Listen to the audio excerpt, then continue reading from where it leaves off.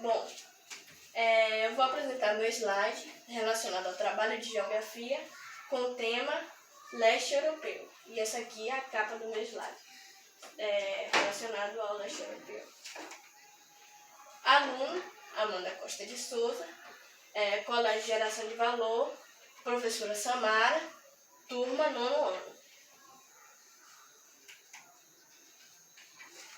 Bom, agora eu vou falar sobre o leste europeu, como foi que iniciou.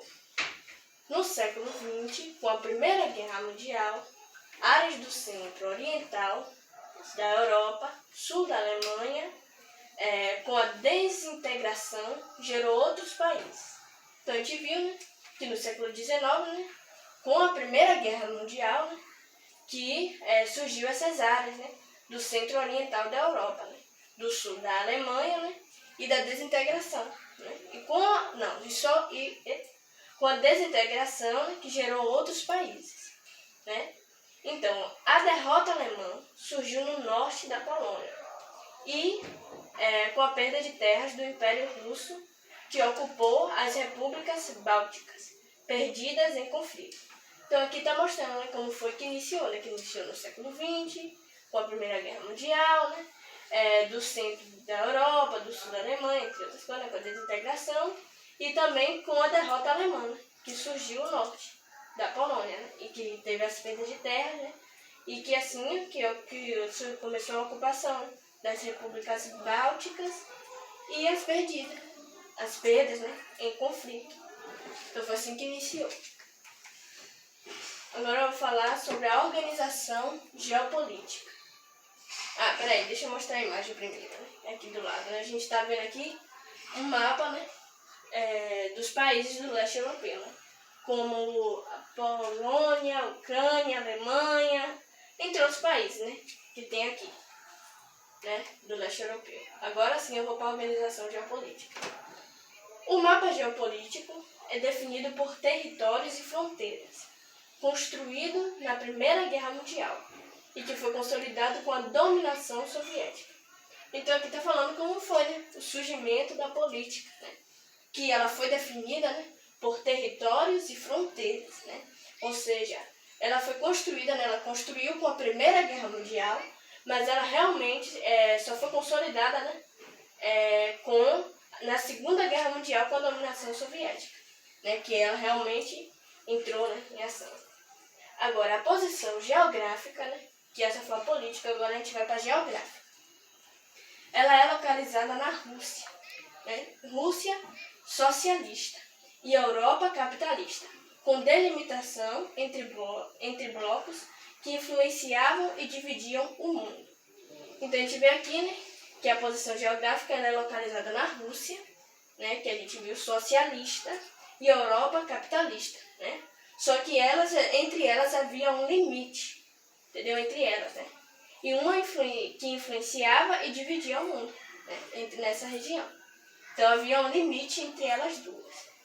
As medidas que derrotavam os alemães, Exército Vermelho, que impunha regime socialista e proibia o pluralismo político, submetendo esses países. Então a gente viu que esses países eram submissos ao regime do Exército Vermelho, que se eu não me engano é o capitalista. Então os socialistas eles eram submetidos ao regime capitalista, que era derrotado pelos alemães. À medida que era derrotado pelos alemães acontecia isso. E eles, além disso, que eles impunhavam o regime socialista, proibia o pluralismo político, ou seja, o avanço político, de vários políticos, e que deixava, como eu disse, os países. As tropas europeias, que instauravam o socialismo e a economia planificada, possibilitou monopólio de poder.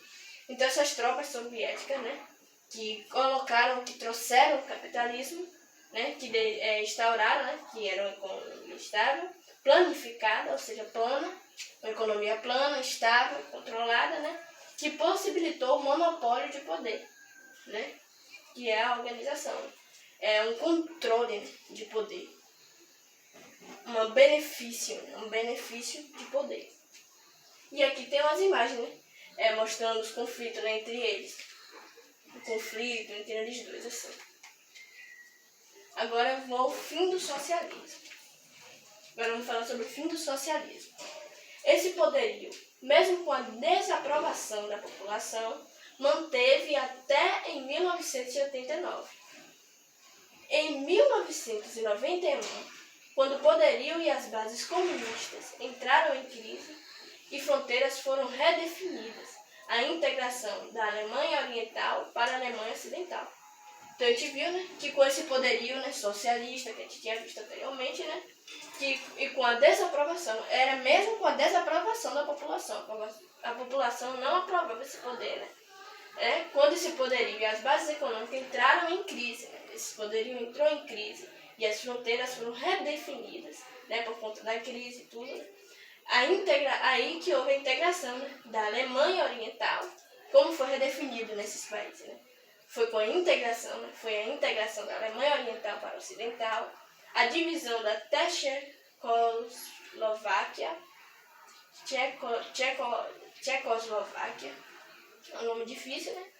Em República Tcheca, né? E Eslováquia, né? Que foi dividido, né? Em República Tcheca e Eslováquia, Iugoslávia, que desmembrou-se, né? desses países aí, né? Originando os novos Estados-nações. Com a dissolução dos blocos socialistas, a Guerra Fria acabou e aderiram à democracia liberal e o capitalismo. Então a gente viu, né, que com a dissolução, né, a expansão, né, eles se expandiram em tudo desses blocos socialistas, né, e a Guerra Fria, né, isso que fez com que acabasse a democracia, fez com que acabou o processo, né, que eles tinham, e eles aderiram a democracia liberal e o capitalismo. Fez com que eles aderissem a isso, né? Depois que tudo aconteceu, né? Que eles se expandiram e tudo. Aqui tem a imagem, né? Mostrando as pessoas, né? O nome socialismo, né? O fim do socialismo, né? Porque foi com o fim do socialismo que teve tudo isso, não foi?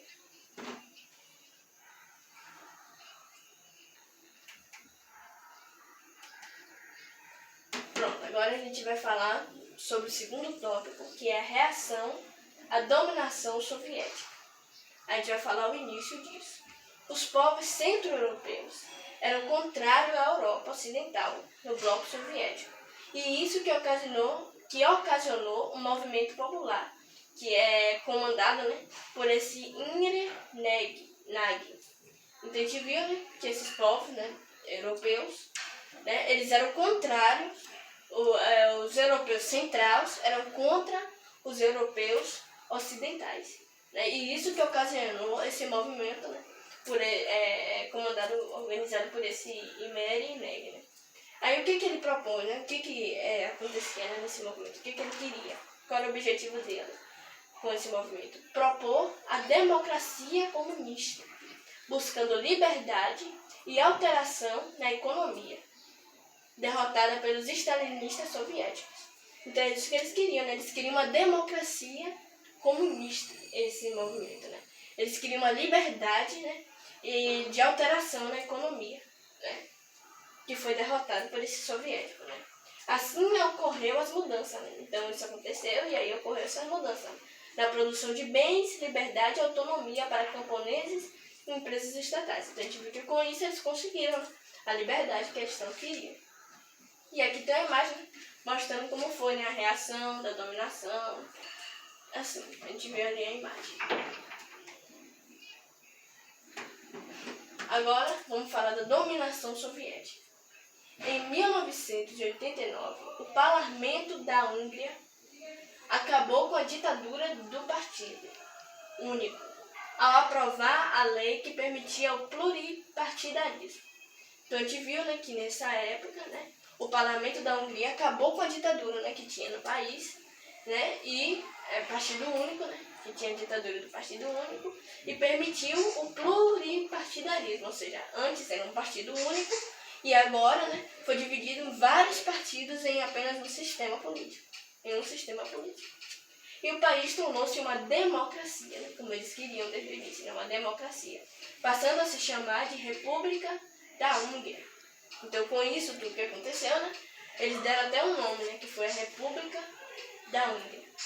tentativa de reação à dominação soviética, um movimento de democratização, né, comandado por esse Alexander Dubček, né. Eles tentaram reagir, né, contra a dominação soviética, que foi um movimento de democratização, que eles queriam a democracia. Conhecido como Primavera Vargas, esse momento, né, foi conhecido como isso, o Pacto de Varsóvia, que destituíram Dubček, né. Então, o Pacto de Varsóvia destituiu esse Dubček do cargo, né, porque ele tentou, né, contra a dominação soviética, né, e ele acabou sendo destituído do cargo. Então, apenas com a carta 77, entendeu? Apenas com essa carta, né, por intelectuais que protestavam também contra essa repressão, exigiram respeito aos direitos cidadãos. Interrompidos pelo governo, retornou com a perestroika, né? Então, a gente viu, né, que eles protestaram, né, depois, né, um tempo depois, né, eles criaram, né, essa carta 77, né, com esses intelectuais, né, que também eles queriam respeito, né, aos cidadãos, né, mas que foram interrompidos pelo governo, né, interrompidos pelo governo, né, retorno com a perestroika,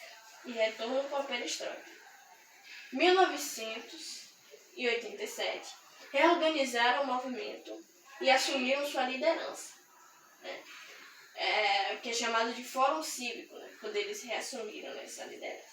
Se tornou o poder do Partido Comunista. O presidente reassumiu o cargo e o Havel assumiu na República.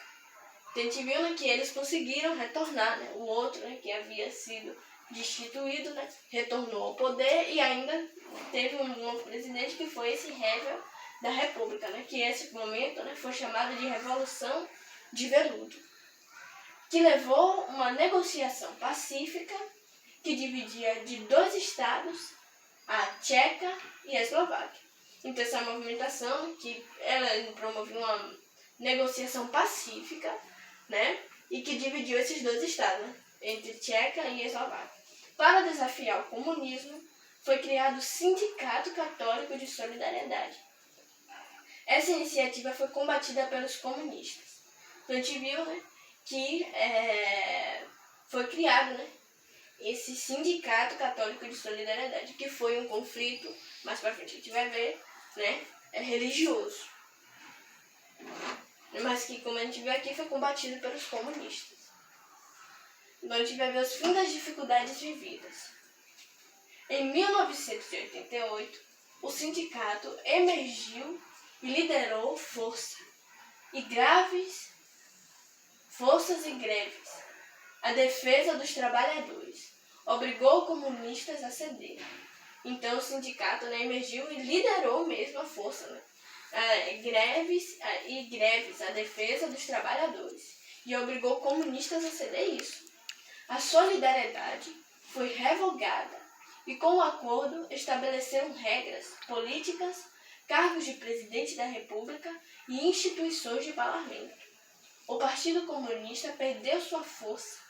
Presidente Lech Walesa retornou à economia polonesa.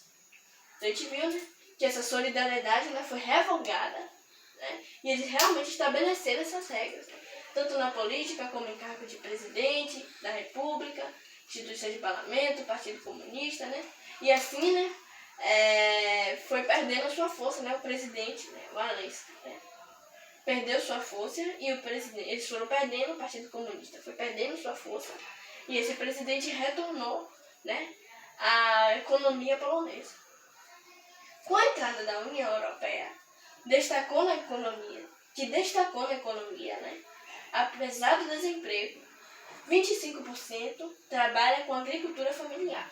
A gente viu, né, que quando eles entraram, né, na União Europeia, a economia se destacou. Mesmo com desemprego e tudo, né, houve uma evolução na economia, né.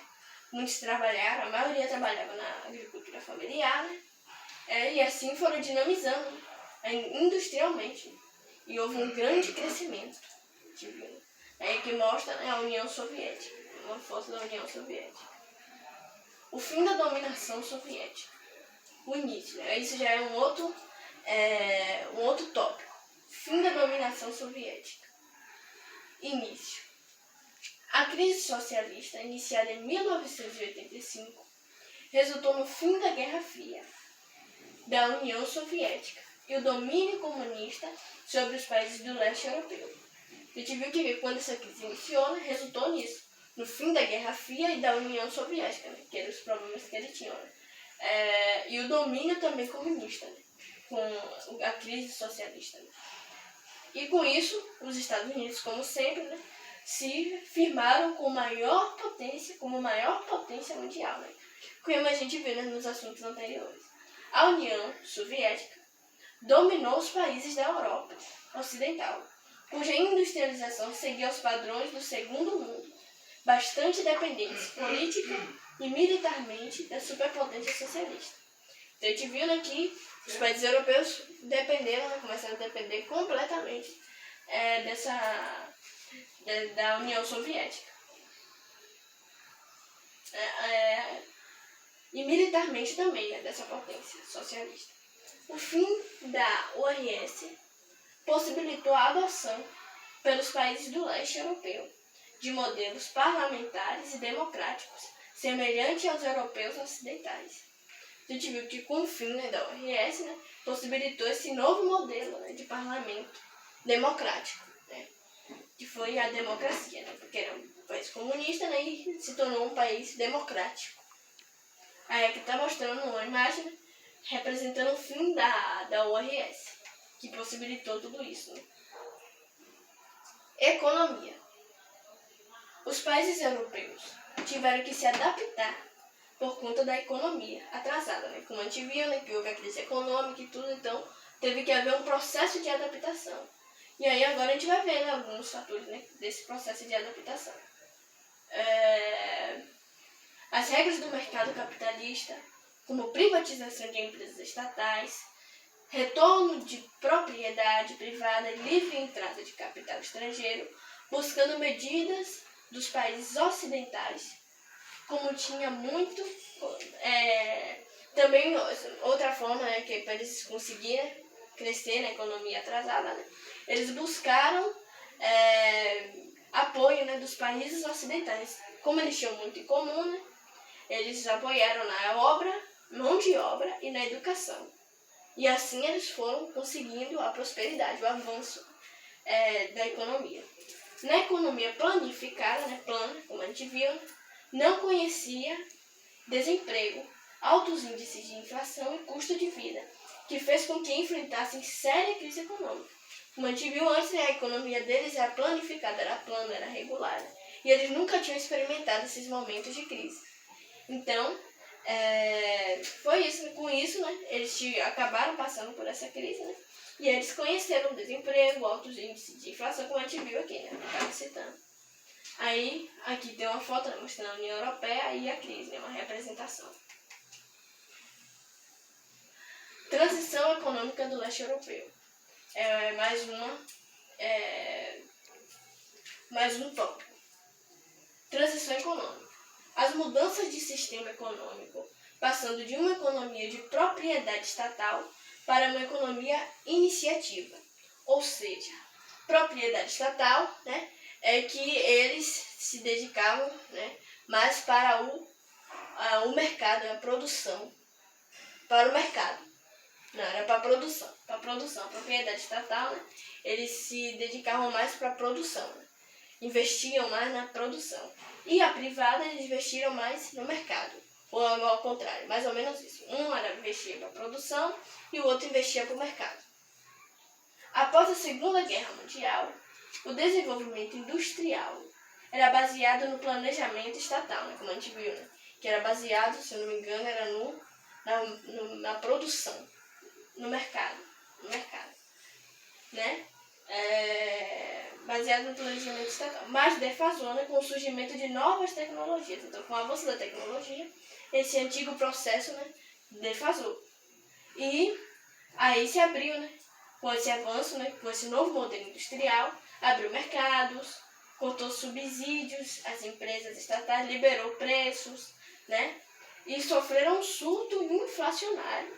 Muitas empresas faliram e houve a queda de produção e níveis de emprego. Então, uma grande evolução, né, com esse novo modelo econômico. E aqui mostra a representação de uma indústria. Agora a gente vai para a transição do capitalismo. Fez com que aquela situação, né, aquela mudança, né, fez com que profissionais se sujeitassem a executar trabalhos. Com a queda da produção, né, essa transição aumentou dívidas externas e índice de desemprego e pobreza. Muitos países da Europa enfrentaram problemas sociais e econômicos. Então, com isso, né, fez com que houvesse um aumento da dívida externa, né, um grande número de desemprego, um grande número de pobreza, né, e tudo isso que aconteceu fez com que ocorresse essa crise. A recuperação econômica, marcada especialmente pelos fatores, como foi, né, que eles foram se recuperando, com o aumento dos investidores estrangeiros, privatização de empresas estatais atrasadas tecnologicamente, regionalização de gastos e extinção de empregos, que foi iniciada pela República Tcheca, Hungria e Polônia, que foi bastante significativo e fez com que países alcançassem altos níveis de industrialização e diversificação econômica. Porém, outros países não apresentaram iguais níveis de industrialização, ou seja, isso que a gente viu aí, né? República Tcheca, Hungria e Polônia, né, foram os primeiros países inicialmente, né, que demonstraram, né, esse grande crescimento, né, industrial, né, econômico. Já só que teve outros países que não teve esse mesmo desenvolvimento. O avanço do desenvolvimento capitalista tem tornado a região uma influência à União Europeia, mas com o expressivo crescimento não foi o suficiente para conter a concentração de renda e as desigualdades. Então, mesmo com essa evolução, né, não foi o suficiente para resolver esses problemas que eles tinham. E ali tem uma imagem mostrando o capitalismo, né, representando o capitalismo. Vamos para mais um tópico, né? Os conflitos étnicos e nacionalismo no leste europeu. Conflitos étnicos. Grande número de povos, cultura e religião eram forçados a manter convivência pacífica, em função ao controle exercido a quem estava no poder. A gente viu, né, que esses povos, né, de culturas e religiões diferentes foram obrigados, né, forçados a manter, né, a paz, né, viver pacificadamente, em controle, né, aqueles que exerciam, né, em função daqueles que tinham poder mais elevado. Um desses exemplos, um exemplo disso, né, é o conflito étnico, né, dos povos da Tchecoslováquia. Eles foram obrigados a viver no mesmo espaço, até terem um acordo pacífico, né, e se separarem. Mantendo uma total independência de orientações de Moscou, Marechal Tito enfureceu as lideranças da União Europeia, ou da União Soviética, e rompeu as relações a substituição de Stalin por Khrushchev, que restabeleceu as relações mantendo a geopolítica de Iugoslávia. Isso permitiu Tito liberar o movimento dos países não alinhados. A gente viu, né, que esse marechal, né, Tito, né, enfureceu a liderança, né, e rompeu as relações. E aí estabeleceu, né, de Stalin por... E assim, né, houve a substituição, né, de Stalin por Churchill, né, e assim manteve a geopolítica de Iugoslávia. Isso permitiu, né, Tito liberar o movimento dos países, né, o movimento entre os países, né, quando esse Churchill, né, restabeleceu, né, fez com que tivesse novamente a relação entre países. Sua habilidade política amenizou os conflitos em forte unidade nacional até sua morte, chamado também de vazio de poder, né? Então, ele, né, esse Roche, né, fez com que amenizasse, né, esses conflitos que estavam tendo entre eles, né? Mas até a morte dele, né, que foi chamado também de vazio de poder, né, que permitiu a manifestação de nacionalismo radical e separatismo. Então, com a morte dele, houve essa manifestação de separatismo. Sob a liderança de Milosevic, através de um golpe de Estado, os sérvios tentaram evitar o separatismo. Então, através desse golpe, eles tentaram evitar. Mas esse Milosevic revogou a autonomia concedida por Tito aos húngaros, que reagiram os albaneses e Kosovo, que realizaram protestos reprimidos pela polícia. Então, eles, sob a liderança desse Milosevic, né, fizeram um golpe de Estado, né, para tentar evitar o separatismo e também revogou a autonomia de Tito aos húngaros. Né? E assim realizaram, né, protestos, reagiram e realizaram protestos, entre outras coisas. Né? É que a gente está vendo uma guerra entre eles. Né? A dissolução da Iugoslávia. As pequenas repúblicas quiseram acabar com o partido e instalar a democracia e a autonomia.